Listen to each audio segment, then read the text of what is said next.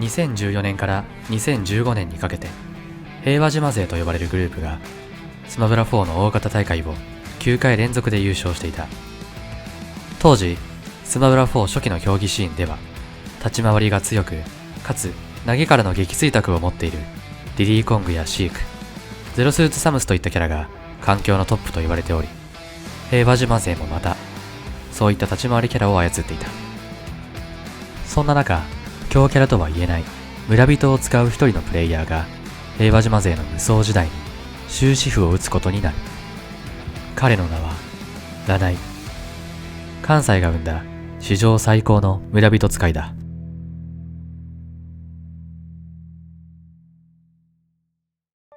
ラナイが競技シーンに参戦したのはスマブラ X の時代だった。その頃ラナイは毎回異なるキャラクターを使っているのに、なぜか上位に食い込んでくるという天才型のプレイヤーとして知られていた。 X の時はキャラコロコロ1ヶ月に1回キャラ変えてて全部強いみたいな。アイスクライマーとかは結構僕どりつい印象残ってるんですけど、関西勢ってみんな QB さんのアイスクライマーやってるからアイスクライマータスクめっちゃできてるんですよ。僕もその一人やったんですけど、1回も掴まれてないのにストック取れずに負けました。試合スマバトで本戦で主要キャラを一つに絞らなくても好成績を残していたラナイだったが、スマブラ4が発売されるとメインキャラを村人に絞り、天才的なプレイヤー性能と1キャラを突き詰める開拓力が合わさることで KSB、スマバト、カリスマを立て続けに優勝。気づくとコモリキリ、エッジと並んで関西最強の一人と言われるまでになっていた。そうですね、まずラナイさんというプレイヤーが、これ自分の主観なんですけど、X 時代から、結構その最上位プレイヤーの一角だったんですけど、なんか自分の好きなことを好きなキャラを使ったりとか、なんか自分のやりたいことをやるっていうので優勝できるポテンシャルが あるのに、なんかそのちょっともったいないなみたいなところがあったっていうのが自分の印象なんですけど、それがなんかその4に入ってその村人をすごい好きなキャラだったと思うんですけどが出たことで、なんかあんなにその真摯になんか勝ちに行くような感じででなんかそのもともとなんかそういう最上位のプレイヤーだと思ってた人がなんかこれだけ打ち込んでやったらそれは強いよなっていうような結構納得のなんか強さを発揮してたなと思います。ラナイさんは特に安定感がず抜けてて、もう本当にラナイさんに勝てる人が一握りしかいなかったみたいな、いわゆる番狂わせっていうのをされてるのを見たことないです、僕が見る限りでは。関西最強の座を確固たるものにした後、ラナイは関東の大型大会にも進出。関東でもその実力を遺憾なく発揮し、ラナイは梅ベラ18でグランドファイナルまでたどり着くことになる。そしてそこで待ち受けていたのが、当時梅ベラを9回連続で優勝していた平和島勢の一人、チョコだった。立ち上がりが怖いな。パチンコ下火復旧読んでる。長すぎる。そうすごい怖かったですね。怖いですね。優勝ラナイーミおめでとうございます。こうしてラナイは平和島勢の梅ベラ10連続優勝を阻止、関東メジャー大会でも栄冠を手にすることになった。その後もラナイは翌週に行われた関西のメジャー大会にハイパースマバトでエッジ、コモリキリといった関西のトッププレイヤーを抑え優勝を果たす。こうして突如として日本最強格の一人に名を連ねることになったラナイ。その勢いはとどまることなく、そこからスマブラ競技シーンの歴史に残る快進撃が始まることになるのだった。2015年、スマブラコミュニティに激震が走った。ニコニコが主催する東会議2016に任天堂協賛のもと、スマブラ4が大会の種目として加えられることが発表されたのだ。任天堂が主催もしくは協賛し、競技的な対戦ルールで行われる大会は初めてということもあり、プレイヤーたちの注目が集まる中、東海議2016の本戦出場をかけた梅べら東海議2016東日本予選でもラナイは優勝を果たす。こうして2015年が終わる頃にはラナイは日本最強の座を確かなものとしたのだった。そして2016年1月、伝説の一戦がアメリカのジェネシス3で始まろうとしていた。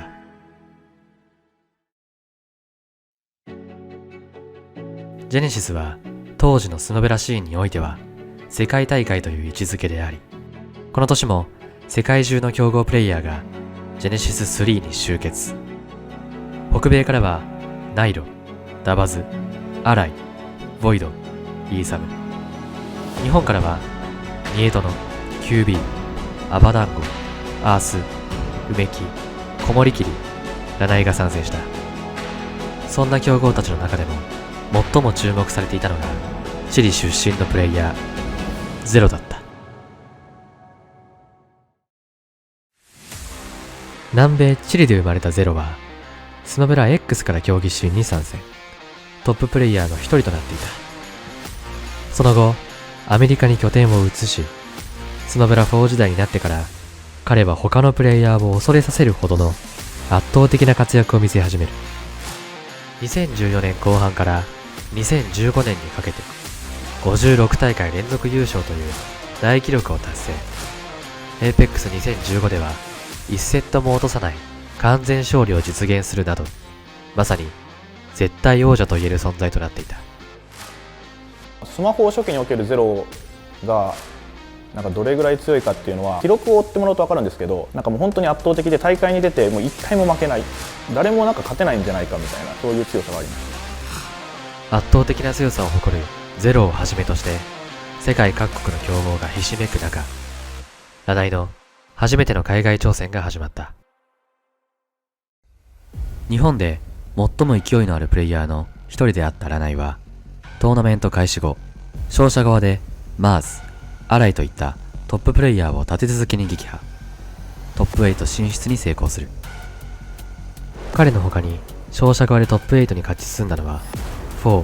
ダバズ、そしてゼロだった。ネセ使いの4と当たったラナイは1ゲームを先取されるも、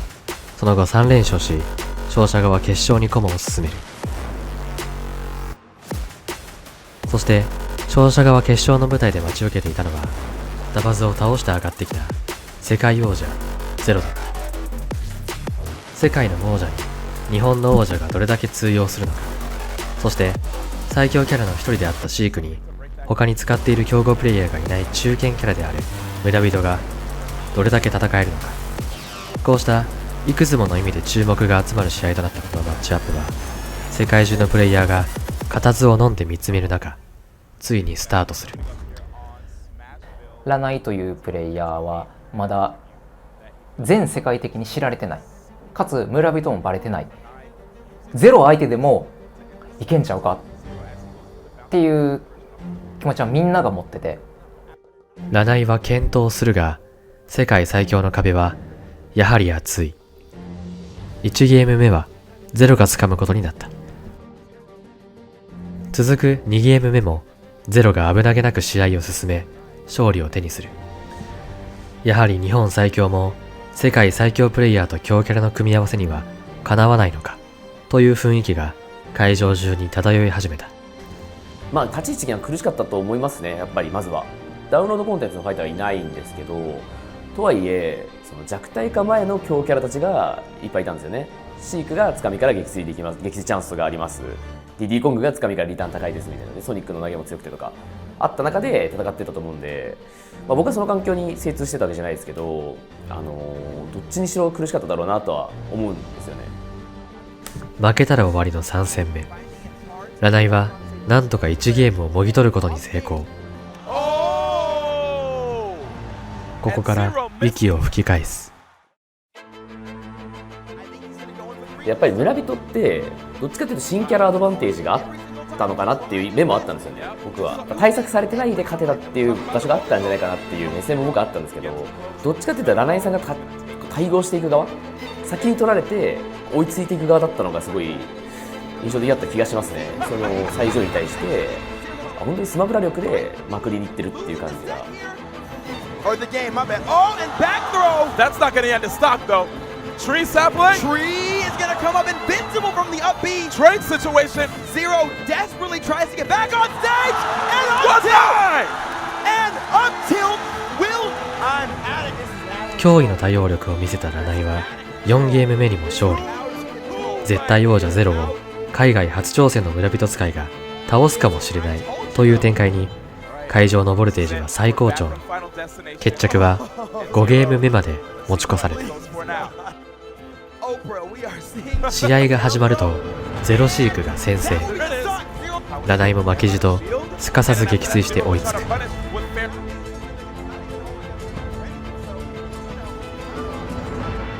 しかしゼロシークの固い立ち回りでラナイはあと一撃のところまで追い詰められてしまう。そして最後の攻防が始まった。 Air of dominance on the stage, but remember that stage spike last time was super early at game 5. Renai's not moving forward. He's actually just staying back. He's telling Zero to come here. But Zero is like, fine, I'll just keep building up that damage with the needles. Almost snuck behind Renai with the fair. Managed to get one right there. Some amount of damage. And even though every single time Renai's question is beside B0 is answering with a power shield, 2 needles, racking up that damage, a down throw might be it. Up B a little too predictable. Oh, Another up air. down throw. Good attempt. Renai. Another 50-50. He only has Another one one. more shot, and that's not Not it. it! How many grabs is Zero gonna get? And how many times is Renai gonna avoid these follow-ups? And Renai at 142%. Rage plays a big role. A bouncing fish Nice. mix-up is not going to be enough. Yep, he tried. Yep, People in the crowd are screaming because they're noticing how intense this is getting. yep. Uh-oh, that shield is getting low. Please. Sorry. I can't handle this. There's the grab right there by Zero. He gets the over, and there it There it is! Yes! Woo! Yes! Zero in the grand finals. In grand この戦いの決着は最終的にゼロの勝利という結果に終わった。しかし当時敵なしの状態だった世界最強プレイヤーをギリギリまで追い詰めたこの試合はスマブラ4屈指の名試合として人々の記憶に残った。その後ラナイは敗者側決勝でダバズに敗北するが、そこでも観客たちからはラナイに対して惜しみない拍手が送られたのだった。ラナイさんが、そのウィナーズファイナル負けちゃって、でその後ダバズにもちょっと負けちゃって3位で終えた後なんですけど、トップ8の人だけが入れる控え室っていうのがあるんですよね。で控え室に付き添いというかセコンドだけ入れて、当時セコンドは QB さんがついて一緒に入っていって、ただラナイさんなんか10分か15分ぐらい経っても出てこんくて、結局ラナイさん出てきてやっぱり結構ひょうひょうとしてたんですよ。であんまりなんかめちゃくちゃ悔しそうな表情とかはしてなかったんですけど、僕の方がめっちゃ悔しなってそれ見て、で QB さんとかそのセコンド通知ついてた QB さんとかにラナイさんにはなんか直接声かけられへんかったから、 QB さん俺悔しいっすって話したら、いや分かるよ、ラナイもさっき控え室の中でもうずっとうなられながらチクショーチクショーってずっと言ってたよっていうのを見て、いやこのとこでも本当に悔しかったなと思って、なんかそういうの見たらそういうの話聞いたら余計に悔しくなって、僕の方がボロボロ涙出てきて、絶対王者をあともう一歩のところまで追い詰めたラナイ。彼の活躍はジェネシス3以降も続く。スマブラ4がメイン種目に採用された世界最大の格闘ゲーム大会エボ2016でもラナイは大活躍を見せる。ナイロ、マーズといった世界トッププレイヤーたちを撃破しトップ8入りを果たすと、トップ8ではジェネシス3で敗れたダバズにリベンジを果たし2662人中5位という好成績を残した。その後彼はスマブラ SP の開発班に加わることになり、スマブラ SP 以降は競技シーンから一旦姿を消すことになった。マイナーキャラクターの村人を使いながら世界屈指の実力者となった彼は、今も伝説のプレイヤーとして語り継がれている。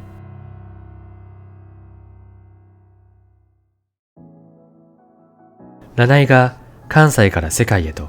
活躍の場を一気に広げていった頃、同じ関西にもう一人伝説的なプレイヤーがいた。彼の名は小森桐。スマブラ4から頭角を現し、関西のメジャー大会であるスマバトでは12大会中6大会で1位を獲得する活躍を見せる。2015年末に新キャラとしてリリースされたクラウドをメインキャラに据えてから、小森桐の勢いはさらに加速。海外大会ザ・ビッグハウス6への招待券をかけて行われたスマバト4ザ・ビッグハウスでは、シュートン、チョコといった強豪もいる中、クラウドを操り見事優勝を果たす。そこで得た招待券を手に向かった海外大会ザ・ビッグハウス6では3位の座を獲得。その後もジェネシスサーガでは2位、ジェネシス4では7位など、海外のトッププレイヤーが多く集まる大会で優勝争いを幾度となく繰り広げ、日本の代表として結果を出し続けた。そして当時ゼロと並び世界最強にほど近いとされていた MK レオを2017年10月のファイアーエンブレムサーガでフルセットの末撃破する。こうした活躍により2017年に発表された世界ランキングでは日本人最高順位である8位に入るなど、紛れもなく世界のトッププレイヤーの一人に名を連ねる存在となっていた。関西の生んだ2人のエース、七井と小森桐はダブルスの大会に共に出場することも多かった。彼らはジェネシス3、梅村 SAT、その他数多くの大会で優勝を飾り、スマブラ4の歴史の中でも屈指の名チームとして活躍し続けた。そんな彼らの活躍はスマブラ4の歴史の中ではまさに伝説と称すべきもので、現代でも多くのスマブラプレイヤーの記憶に刻まれている。世界の舞台でも活躍する日本人プレイヤーが増え始め、スマブラプレイヤーの影響力はコミュニティ内外に向けて大きくなっていた。そんな中、プレイヤー活動のあり方に風穴を開けるパイオニアが現れる。彼の存在はスマブラコミュニティにさらなる発展をもたらすことになるのだった。